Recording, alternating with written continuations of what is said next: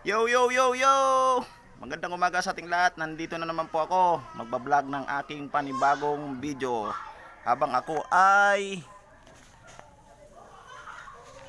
nag-iiyaw ng aming ulam ngayong umaga.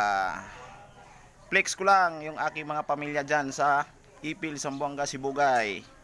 At yung mga kamag-anak ko sa San Pablo, dyan sa Pagadian, dyan sa Cebu City, dyan sa Bacolod, yung Lausa family, Kalunod family, at Palapar, Wamilda, Adorable, kung sino mang hindi na-mention. Magandang umaga sa ating lahat. Habang ako ay nag-iiyaw, mayroon po tayong simpleng topic ngayong umaga. Tulad ng bakit may mga taong siloso, insecure, maraming sinasabi mayabang.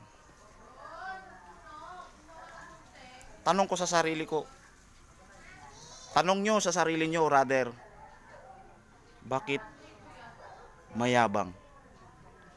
Paano mo ba masasabi sa isang tao na mayabang siya? Para po sa akin, sa akin po, mayabang ang isang tao kung yun ay kung wala ka na meron siya. Wala ka na meron siya, kaya masasabi nating mayabang. Yung mayabang po nade-develop lang yan dahil sa immaturity. Kabataan po yan na opinion. Kaya tigilan po natin na sabihan natin yung mga kasama natin mayabang. Dahil act of immaturity po yan. Yung mga bagay na wala tayo na meron sila, hayaan natin sila. Kaya tanggalin po natin sa sarili natin yung salitang mayabang. Love, love, love po. Love, love, love, love. Ito po yung aking dito po ako ngayon sa harap ng bahay ko. Yan aking mga aking pananim. At syempre yung aking what's up, what's up? At yung aking kapitbahay. Ayan.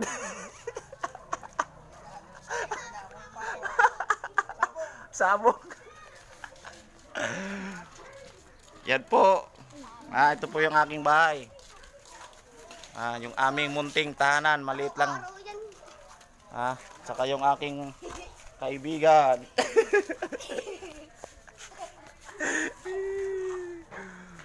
Ayan po. So, sana po sa panahong pandemic, lahat po tayo nagkakaisa. At habaan lang po natin ang ating pangunawa at pasensya. Matatapos rin to. Itong ginagawa ko pong pagbablog ay anti-stress po to. Dahil po ako ay walang trabaho. Watch out dyan sa mga katulad kong walang trabaho. Ayan, nagbablog na lang. Ito po yung aming bahay. Munting tahanan. Yan.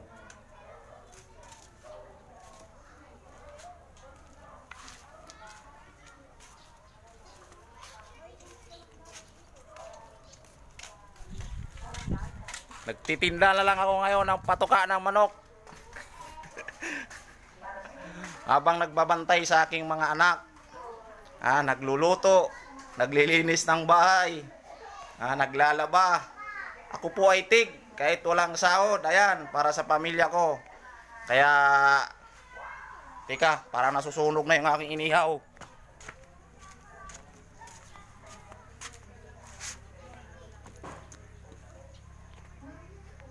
Malapit na, baliktarin natin.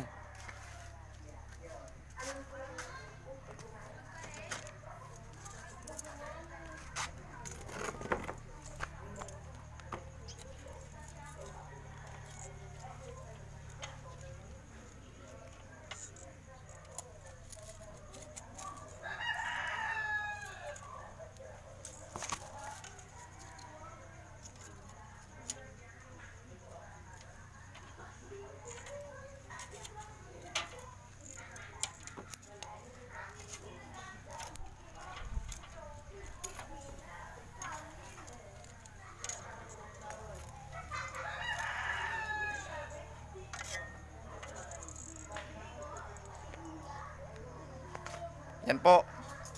Isa pa, maraming nagtatanong sa akin kung ano daw yung aking dating trabaho. Isa po akong dating sundalo na natanggal dahil sa kapabayaan. So sa mga sundalo dyan, ingat-ingat po tayo sa ating trabaho para po hindi tayo ma-discharge. So kagandahan dyan, honorably discharged po ako.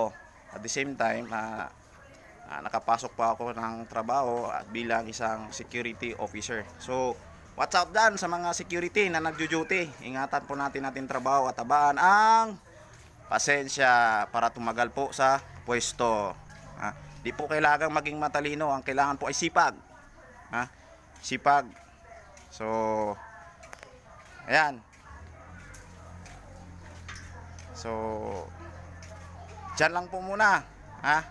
Sa mga idol dyan, paki-share, like, and subscribe. And don't forget to hit the notification bell para po makita ninyo yung aking ibang vlog na ipopost.